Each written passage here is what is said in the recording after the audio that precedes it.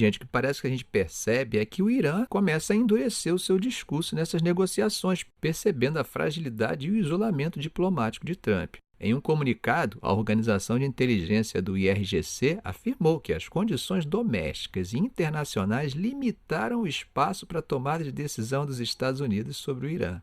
Abre aspas.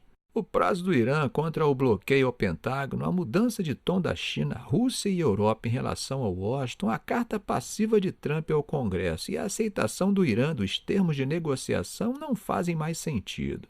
Isso é o que eles disseram em um comunicado, tá? E disseram que Trump terá que escolher entre operações impossíveis ou um mau acordo com a República Islâmica do Irã. Nikzad, que é o vice-presidente do parlamento que visitou o Estreito de Hormuz, disse que, de acordo com a lei que o parlamento busca aprovar, embarcações dos Estados Unidos e de Israel não vão poder passar pelo Estreito de Hormuz.